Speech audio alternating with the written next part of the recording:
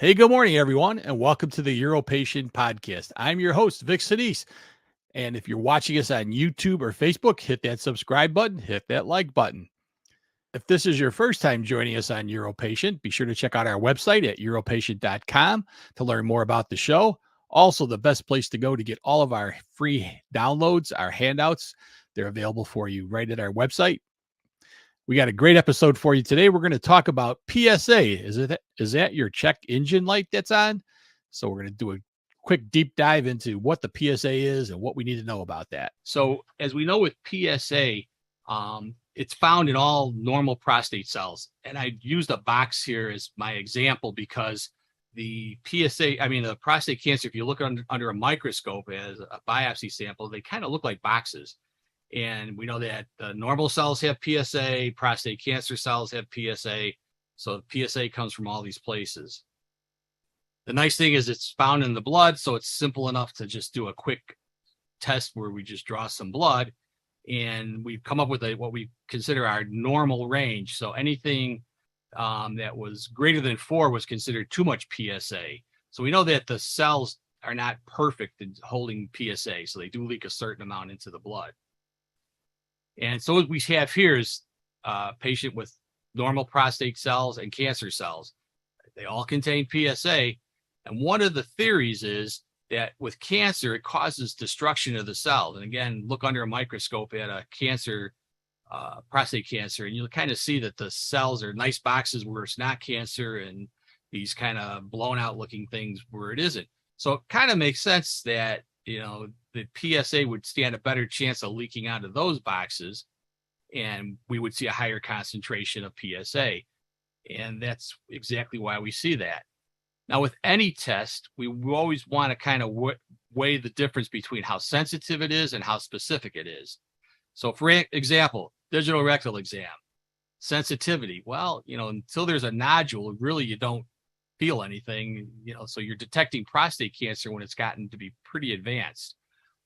Specific, it could be a stone, it could be a prostate cancer, or it could even be a little cyst or something. So it's not a very sensitive, not a very specific test, but it was the best we had. That was our screening. So again, we look at those two measures. Now, when we look at PSA, what we have is a unique ability to be very sensitive. Some would argue too sensitive at picking up prostate cancer at the cellular level before it starts to spread and become a hard enough nodule. What we don't have is a very specific, meaning that when PSA is elevated, it's not just because of cancer. But in 1994, the FDA did give the nod because of the sensitivity to use PSA as part of a screening routine for men with prostates. I guess all men have prostates. So for our prostate group. So anybody 50 years or older should have a PSA and a digital rectal exam as of 1994. And they kind of ignored the fact that the specificness of the test wasn't there.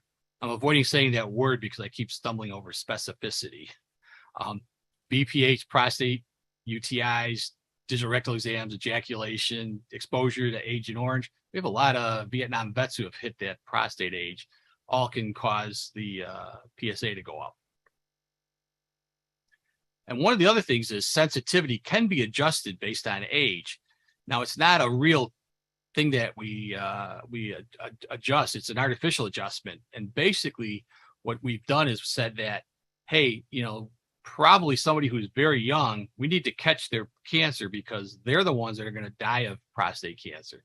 And somebody who's very old, maybe we shouldn't be catching all these cancers because they're going to probably die with prostate cancer. So you can adjust the numbers. So the sensitivities, as you can see from my chart here, for a young man under 50 is up to 2.5. For an older man, 70 and older, up to, 6.5.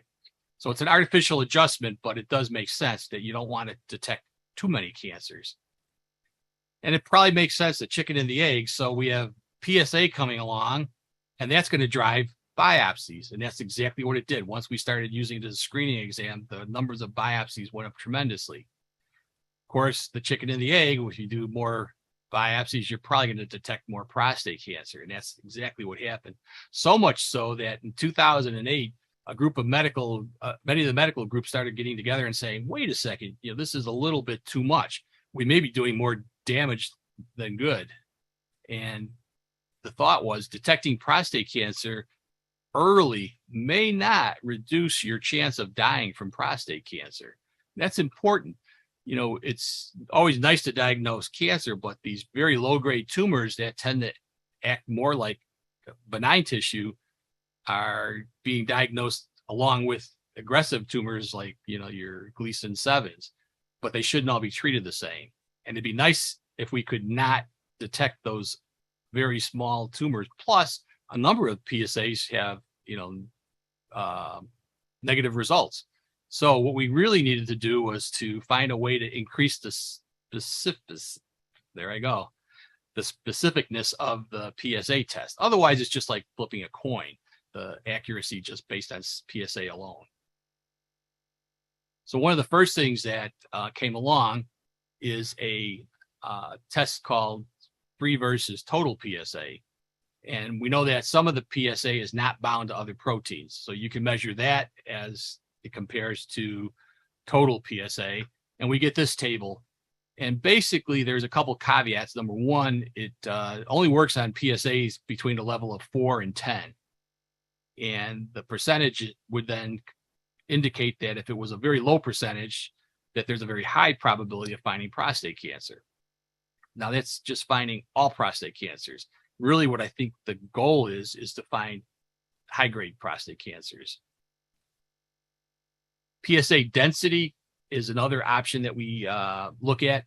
PSA density is often not performed ahead of biopsy. It's done usually during a biopsy. The PSA, you measure the volume of the prostate, but at least it gives us an indicator for a big prostate probably causes more PSA to be produced. It just makes sense. You've got more mass, it's going to leak out more PSA, and that would explain it. And if you divide the two and your number comes out to be less than 0.15, your risk of it being due to cancer is less. It's probably caused by large prostates.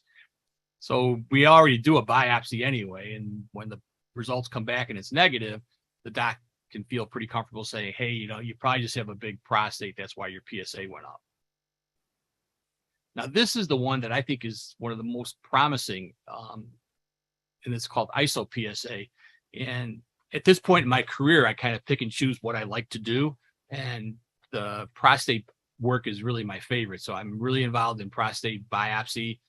I'm involved in the procedures, UroLift and Resume that treat prostate enlargement. But with the prostate biopsy, this is a new one that just started popping up on our test. And I see two scores, the ISO-PSA and the regular PSA. ISO-PSA is 80% accurate in predicting high-grade cancer. Now, that's important. That's what we want to go after. So for those that are wondering what ISO-PSA is, so instead of looking at the concentration like PSA, how much, how concentrated it is in the blood, you can actually look at the structure of the PSA. And there's by adding a reagent, it breaks it into two ISO components. And you can look at those just like, as you remember from your old chemistry set, oil and water, oil floats on water. So the same thing happens. And you can find the ratio of where this breakdown is and utilize that number to predict who should be receiving a biopsy and who probably doesn't need a biopsy. So if you have an ISO-PSA less than 6, you have a 90, unfortunately, believe it or not, part of my screen is cut off, chance of having high-grade cancer.